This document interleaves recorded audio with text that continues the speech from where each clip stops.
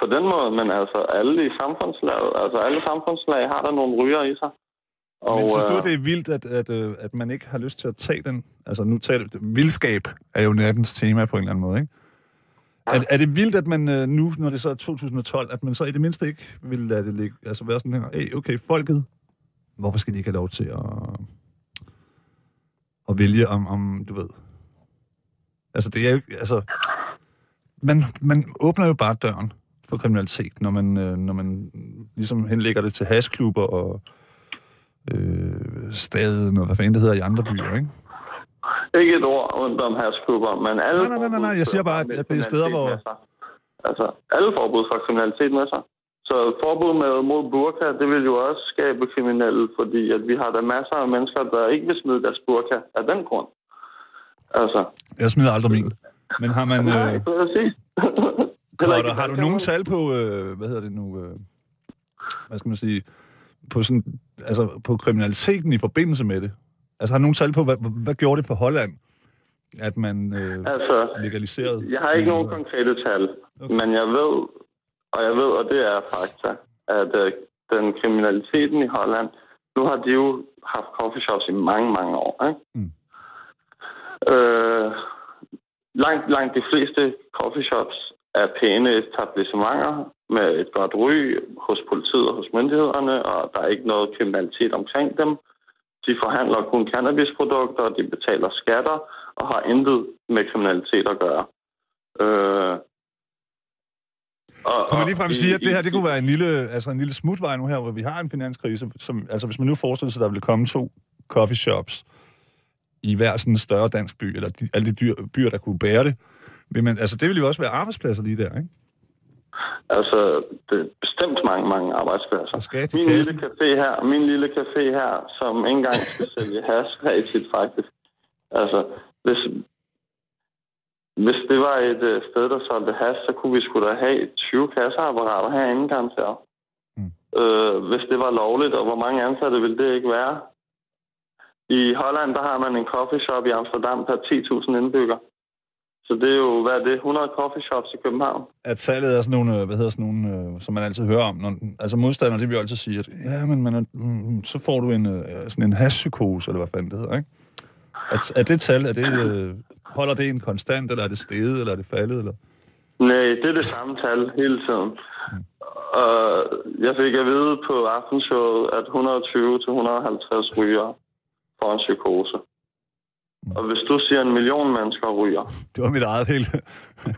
Du ved, men det er et forsigtigt bud, altså. Det tror jeg. Men nu får jeg sikkert... Jeg siger et forsigtigt bud for mig, det vil være, at i Danmark på årsplan, ikke med hvor mange gange du ryger, men 250.000 mennesker har forsøgt at ryge cannabis i løbet af et år. Korter, jeg har fundet en sms, der siger, slap af, Keith. Selvfølgelig er der ikke 1 million danskere, der ryger hash. Rygning er på retur herhjemme. Også hashrygning. Heldigvis, siger vedkommende, ikke? Og det er jo rigtig nok, at cigaretrygning er på det. Det er vildt smart at tage coke og speed. Det er tendensen i Holland. Mm. Tendensen i Holland er at skabe et dårligt ry omkring hashrygning, og så er det til gengæld velset at tage coke. Og det kan du også se på Christiansborg. De ryger jo ikke hash på toiletterne, men på alle toiletter er der spor efter coke. Ja, det er rigtig nok. Så det er skidesmart at tage coke. Lad os bare håne hashrygeren for at være intelligent og for at være kreativ og for at være selvtænkende og velfungerende i sit eget lille univers. Altså, ja, men jeg er helt med på det.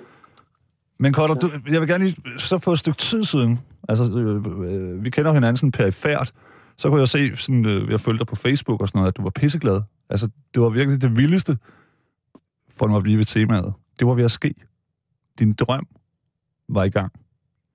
Hvor nederen har man det så lige nu? Altså lige nu kan du ikke rigtig vide, hvad der sker, men du er i hvert fald sat, der er den der gamle historie med 2 skridt frem, eller 1 skridt frem og 2 tilbage. Eller? Du er så lidt i skak lige nu, ikke? Vi er så lidt i skak. Og, hvordan har man det så, når hvad skal man sige, den der vildskab, der lige var, den eufori, der lige har været omkring, at det gik skide godt, og det så godt ud, og du så frem til... Du så frem til den der konflikt, både med medierne og med politikerne, og selvfølgelig også et eller andet sted med politiet, og nu taler vi ikke om en væbnet konflikt eller brand i gaderne, vi taler om netop at få lov til at diskutere. Ja. Hvad er problemet? Jamen, altså, følelsen, man står med, ikke? Det er det. Den er vild. Ja. Det vi gør, det er jo, at vi kæmper vildt. Og forhåbentlig er der nogen, der vil støtte os. Og jeg har også selv et netværk, så altså, jeg regner ikke med, at mine Facebook-venner sender mig 200.000. Men hvis de sender mig 20.000, hvis de sender mig 20.000 til sammen, det er en krone værd. Sådan noget. Så så er det da et skridt nærmere. Ikke? Jo. Og så har jeg et netværk at trække på, som jeg er i fuld gang med. Af sponsorer, af firmaer, af banker, af mennesker, jeg kan spørge om hjælp. Men kampen, Keith. Nu har vi stiftet en forening.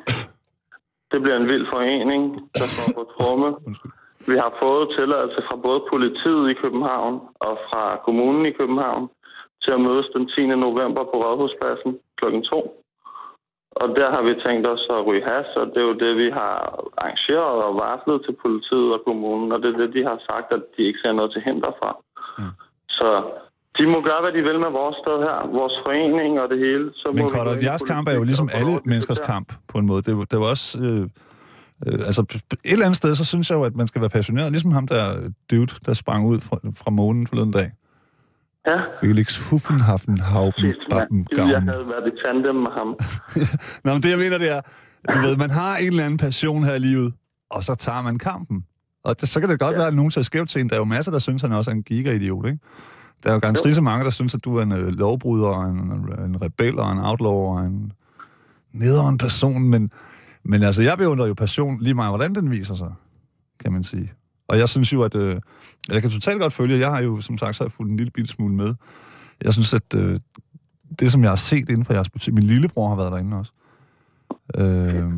det ser skide godt ud, og det er fuldstændig, altså det er jo indbydende. Og jeg må simpelthen indrømme, at det er 2012 for mig. Jeg kan ikke se problemet med en hash-cigaret. Det kan jeg ikke. Og tværtimod, så kan jeg se indkomster til en slunken statskasse, ikke?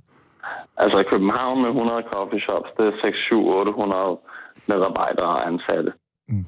Og for at forsyne de 100 coffeeshops, har du i hvert fald 500 fuldtidsansatte, der drøner rundt i deres små drivhuse og laver dejlige cannabisplanter. Mm. Og lad mig prøve at fortælle dig, det gjorde de nemlig i Holland. Hvis man tillader folk i Danmark at dyrke skunk og ikke slår ned på dem, så rammer man hashimporten fra Marokko, gangsterne, Afghanistan. Man rammer gangster, der kan stå for flere tons hashimport, sikkert. Men dem kan jeg nu altså godt lide. Men dem nede i Marokko, ikke? Jo. Dem nede i Marokko. I Holland, der oplevede de, at 80% af det, der blev solgt over disken, det var skunk. Det var dyrket i Holland. Skunk, nu skal du lige, Kotter, du skal lige huske, at der er formodentlig nok lytter, der overhovedet ikke aner, hvad fanden vi snakker om. Så vi skal lige... Så forklarer det lige. Almindelige joints, det er sådan ligesom det, vi kalder sådan en hash-cigaret. Eller hvad skal man sige, ikke? Og den kan både være lavet af hamp og hash. Undskyld, jeg holder mig. Der er flere former for cannabis. Når jeg dyrker en plante, så får jeg nogle topskud. Dem kan jeg lave hash af, eller jeg kan tørre dem og ryge dem, som de er. Så har jeg pot. Mm-hmm. Og pot, det er sådan tørret, altså det er simpelthen bare bladagtige... Det er blade. Okay. Yes, og det er det, som en stor del af den 250.000 ryger. Heldigvis. I Holland, der fandt man ud af, Keith, at fordi det var tilladt at dyrke 5 planter til eget forbrug, og fordi man ikke slog så hårdt ned på, at folk dyrkede flere planter, så blev den hollandske rygekultur til, at 80% af rygerne, de røg cannabis, som var skunk, som var pot, som var dyrket i Holland.